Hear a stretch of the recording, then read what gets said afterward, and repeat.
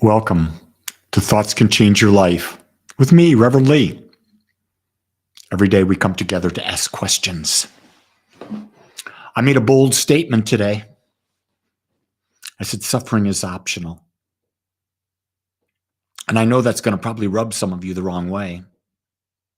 And obviously I don't care, because I'm here to stimulate your thought. I'm here to get you to ask different questions, better questions, questions that are empowering.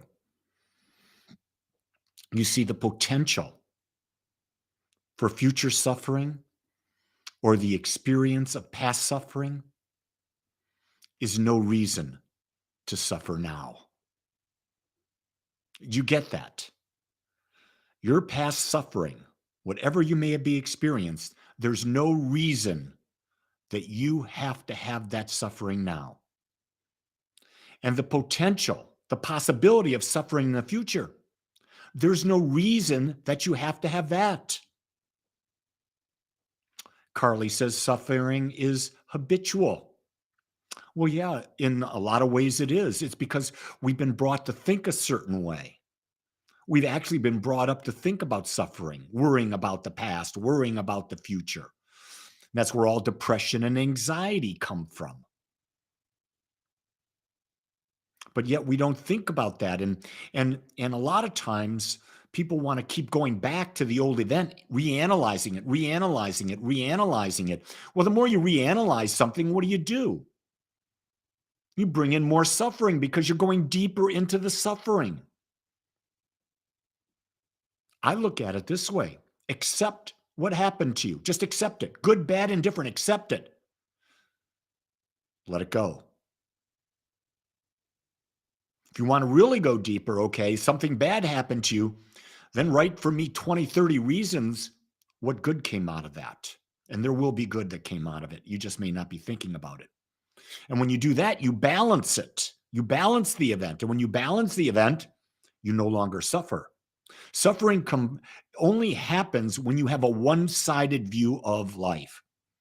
It's actually a strategy of the mind. We have been domesticated into believing the idea you can be happy all the time. Have you gone into the self-help section of a bookstore or on Amazon and put happiness? How many books have been written? You can be happy all the time. Books based on one big, fat, juicy lie. Because you see, you came here to experience life. And in order to experience life, there has to be contrast. There has to be yin and yang, happy and sad. There has to be. And so you'll be moving in and out of that state all the time. The great thing is to be a traveler of life. And to be a traveler of life, you weave the journey. Happiness, sadness, you weave it and realize that no matter what you're experiencing, this too shall pass. This too shall pass. I know that I can really demonstrate that in my life. 2 years ago, a little over 2 years ago, I had a hip replacement. I had to have a second surgery on it. And let me tell you, it was painful. But I kept holding the vision of me being back to Lee, being back to function completely, fully, easily, effortlessly, with no ramifications of the past. And today, I demonstrate that. I have no pain in my hip whatsoever. I'm free to do anything I want that I could do before. In fact, I can probably do more now with that hip because it's stronger. So you think about it, I had to look at the blessing. The blessing was, for whatever reason, that hip fractured when I fell. And I dealt with it. See, when something happens, you deal with it. I dealt with the fact that I was going too hectic and I hit a slippery spot and I fell and broke my hip. I let it go. The benefit, it taught me to be humble. It taught me to value every moment of health that I've got. It taught me to appreciate the little things you're able to do, like just lift your leg up, to do squats. I'm on a journey right now. Every day for 30 days, I'm doing 100 sissy squats. Sissy squats are squats where you have no weight on your back. You're just going all the way down and all the way up. I'm in day 9 of doing sissy squats. And you know, people say well, that's painful to do sissy squats. You may think it's painful, but when you're done and you've done, like I've done 900, your legs are solid. You're starting to claim your young butt back. Firm. Love it. Can you imagine? I've only got 9 days. I got 21 more days. What is it going to be like then? I feel good. See, suffering is where we started, is a state of mind. It's a state of perception, how you look at things. Let me say good morning to Maggie, to Zoe, to Carly, to Kimberly, to Kai, to Delpha, to Deborah, to Gory. I know there's more, but I can't see you right now. Good morning to you. Welcome. We started off. Suffering is optional. Think about anything in your life. Most of us have had people very close to us die. What's the benefit that came as a result of their death?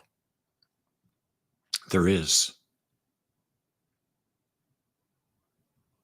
I know when my prayer partner, Marcia, died a year ago, we'd been prayer partners for 15 years, talked every week. Outside of my family, she was one of my 2 best friends in the whole world. Talked with her every week. Deep conversations, stimulating conversations. And she passed. And what I do is, her voice is still in my head. Her soul is still connected to my soul. So when I was just last week, I was thinking about something. I'm creating this healing service. And I said, Marcia, come, be creative with me. So I sat in meditation, and there she was. She was on this shoulder, my right shoulder. And I just heard her whispering in my ear, have you thought of this? Have you thought of this? What do you think of this? What do you think of this? So the blessing I got from it is that you don't ever lose anyone. In truth, you lose the physical presence, but the deep connection is still there. And I know, Deborah, you've got that. You're just, what you're feeling is, I want a physical connection too, because you're still young. I want someone to share my life with. Why did that husband have to die? Well, here's the thing that I talk about when someone dies. When the body and the mind, for whatever the reason, are no longer serving the soul and its ability to move forward to experience a greater life, the soul releases the body so it can go on with its journey. I had no idea Marcia was going to die. She just, boom, dead, heart attack. Never even knew she had a heart condition. No preparation for it. I was shocked. I grieved. But I also see the benefit. And I look at it this way. I had 17 years of her in my life. Deborah, you had 41 years with your husband in your life. Be grateful for that time. That's the key thing. Suffering will disappear when we go into gratitude. I've never said that before. It just came to me right now. Maybe it was Marcia. She's over here. Suffering cannot exist when you're in gratitude. I want you to really process that today. And those of you that are out there that don't know, I'm starting weekly healing sessions online on Zoom. And in it, every week, there'll be 3 Heelys. We're starting Christmas Eve at 10 a.m. Central Time, 8 a.m. Western Time.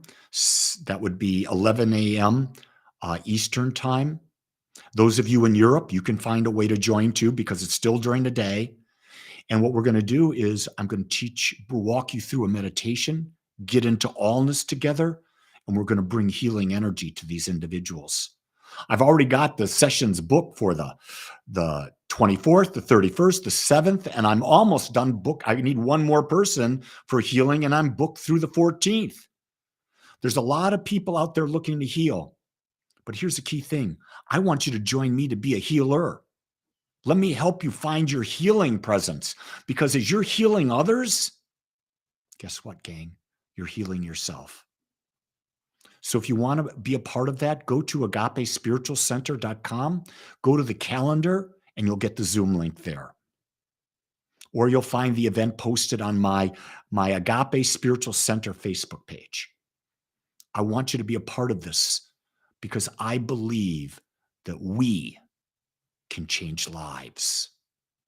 And while we heal others, we heal ourselves. Why not? Why not take a chance? Why not see how this works? With that, my beautiful friends, be in gratitude today and watch your suffering disappear. If you don't know it, I'll tell you right now, I love you. Just because you are you, no other reason.